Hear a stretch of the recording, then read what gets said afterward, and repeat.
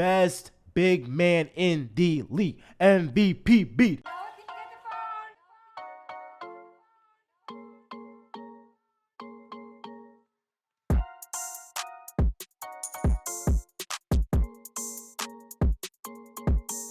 What's good, y'all? What's good, Real Talk Squad? This is Miles, and you're listening to Real Talk with Miles Johnson, where you know I always keep it real. Let's get right into it, man. You seen the title of this episode. If you're watching the NBA, unless you've been under a rock, Joel freaking Embiid put up 59 points, career high. Boy, best big man in the league. MVP beat. I'm going to have it somewhere over here. MVP beat. MVP beat. Not to play with. This boy's not to play with, man. When Embiid is on his game, he's the best big man in the league. When Embiid wants to play, when Embiid shows up to play, and is on top of his game, there is nobody in this league that is better offensively and defensively than Joel Embiid. Not one person when Joel Embiid is on his game. You see what this man did in the fourth quarter. He put up 26 points out of the Sixers. 27 points. I mean, if he just made one or more free throws, he would have had a 60-piece. Right? And we talk about, how historical this stat line is. Of putting 59 points, 11 rebounds, 8 assists, and 7 blocks. I mean, this is the first time in NBA history a player has put 50 points, 10 plus rebounds, 5 assists, 5 blocks.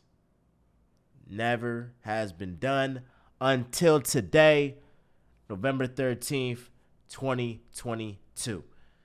Now, this was a nip and tuck game. This isn't like one of them games that, a player of Embiid's magnitude or caliber ends up, putting up a historic stat line and they blow this team out. No, in fact, the Sixers were actually playing from behind earlier in the game, and every single time Joel Embiid went out of the game, it got bad. And I mean, the Jazz were just putting it on the Sixers, right? Talk about this bench. They got outscored 45-18. 45-18. Now let's talk about these starters, 'cause I'm gonna get to the bench. Let's talk about the starters. Aside from Tyrese Maxey,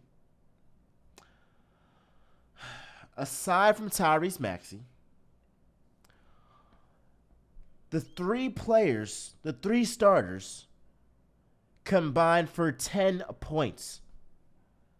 So you see what the heck Embiid was working with.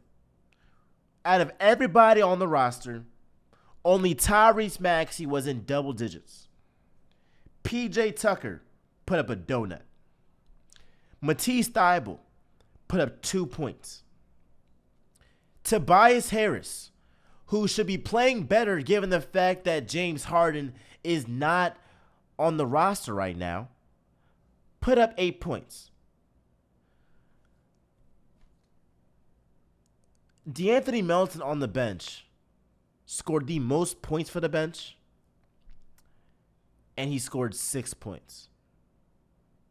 Niang, he scored 5 points. I mean, Embiid literally had zero help. He had more than half of the team's points. Then not to mention, he's getting guys involved. He's rebounding. And on top of it all, he's blocking shots.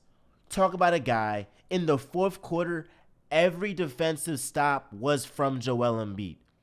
At the top of the with 4 minutes left, Embiid blocks Markkanen's shot.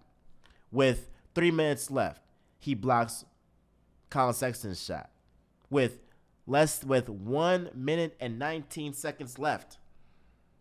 He blocks Colin Sexton's shot when they were up 3 points, when the Sixers were up 3 points. Every single pivotal moment in the game, whether it was offensively or defensively, Joel Embiid rose to the occasion. Talk about a guy that actually came into this season limping, right? Embiid is no stranger to, getting injured. And before I talk about that, it was Colin Sexton who got his shot blocked with 4 minutes left, and then it was Lauri Markkanen who got his shot blocked with 3 minutes left in the game. And that block on Markkanen, that was tough. That was tough. And especially that one against Colin Sexton with 1 minute 19 left, that was tough. But talk about Embiid.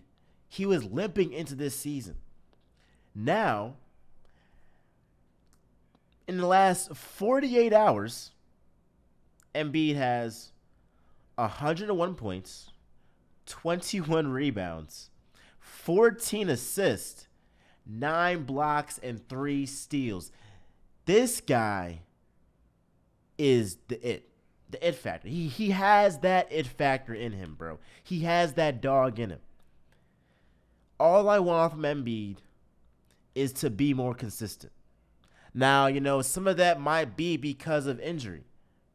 But this game has shown y'all, when Embiid wants to play, when Embiid is on his game, there is not one player that is more impactful offensively and defensively than Joel Embiid. So let's give this guy his respect. He should have had an MVP already, because there's no reason why Jokic should have got back-to-back. He should have got, all right, if you want to give Jokic one MVP, all right. But there's no way in hell that you can say Jokic deserved back-to-back MVP with the way Joel Embiid has been playing these past 3 years. He has been a top 5 player in this game. I dare say top 3 in the regular season. So a guy in Joel Embiid, keep striving, keep putting it on these guys. I mean, nobody can guard you, bro. And here's one thing I'm going to say, because I was arguing with my man Danny in the group chat with my friends. These Brooklyn guys are some Philly haters, some straight Philly haters.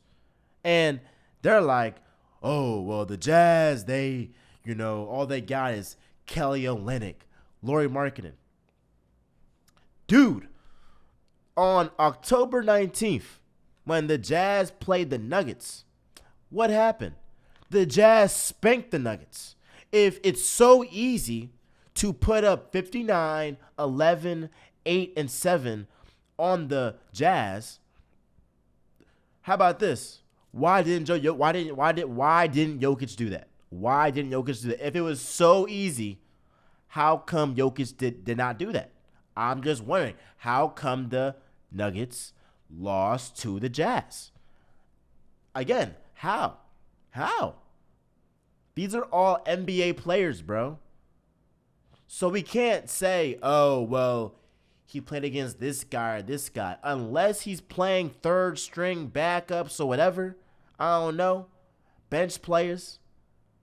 He's playing starters in the NBA. And the Jazz have the best record in the West. They have surpassed all expectations. This is a team that play as one of the best defensive teams in the league.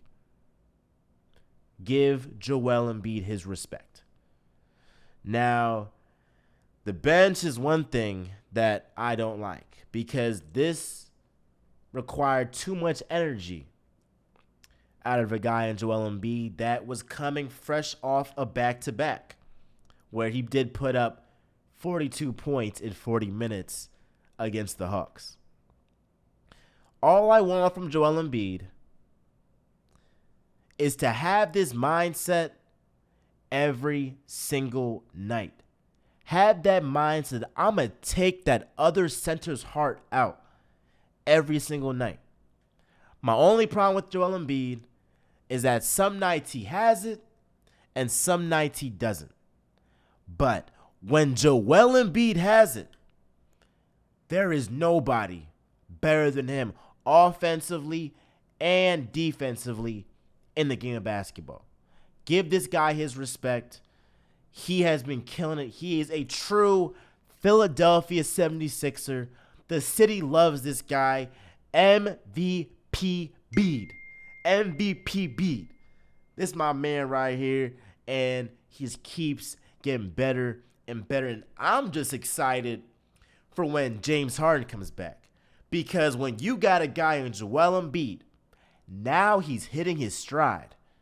Tyrese Maxey continues. He didn't shoot well today. I think it was like 8 for 24. He didn't shoot well today. But he keeps getting better and better and better. I cannot wait until James Harden comes back. And I'll be honest, the Sixers have got to trade Tobias Harris. They got to. I mean, they have to, bro. I mean, get another shooter because he just isn't the same player he was with the Clippers when he had that career year or the past years with the Sixers, bro. And he just isn't living up to the money that we paid him to do. Tobias Harris, you're on the chopping block. 8 points. I mean, if I was Embiid, I'm celebrating on the court. And when I get in the locker room, I'm like, where the hell was you? Where was you, Tobias Harris? Where was you? Nonetheless, I need Joel Embiid. I'm going to say it again. I need Joel Embiid to bring the same energy to Giannis on Friday. Show him who's top dog. Show them who's the best offensive and defensive player in the NBA. Show him that you're the best big man in the NBA, right? Because it's cool to do it against Kelly Olynyk and Lauri Markkanen. But when you go against a guy like Giannis, you better bring your A game. I believe Joel Embiid will bring his A game. But that's when you really put your stamp on the league, is when you face guys like Giannis, guys like Jokic, guys like KD, guys like Luka, and you flat out dominate them. That's what Giannis does. Every time he sees Jokic, AD, Embiid, Bron, KD, whoever, I bet you Giannis circles this out in his calendar. I bet you Giannis has circled out Friday the 18th in his calendar because that's when he's going to play Joel Embiid.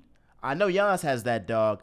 I want to see Joel Embiid bring that dog out of him every single night, because if this is the Joel Embiid that is consistent in the playoffs, I'm not saying 59, 11, 8, and 7, but I'm saying this is the type of Joel Embiid that from start to finish is putting up them points, then the Sixers have a real shot to win the championship. Because not only do you have Embiid playing at an MVP level, you have Tyrese Maxey playing at an all-star level. You have James Harden playing at an all-star level. And the only missing piece is that bench improving. Because I thought with the moves Daryl Morey made, they would be better offensively with the bench. I feel like, he brought in more pieces. They should have been better. Hopefully bringing Harden back, everybody's in their role. But the bench has got to improve if this Sixers team has any chance of being a true contender in the Eastern Conference. But again, I want y'all to let me know, how do y'all feel about Joel Embiid's performance last night? He was flat out amazing. And again, woo! I just want him to bring this every single night because I know he can do it. And that's why we're so hard on Embiid, because we see the talent. We see how great he is. And we're rooting for you to bring this every single night. Be sure to like, comment, subscribe, do all that jazz. And with that being said, y'all, I'm out.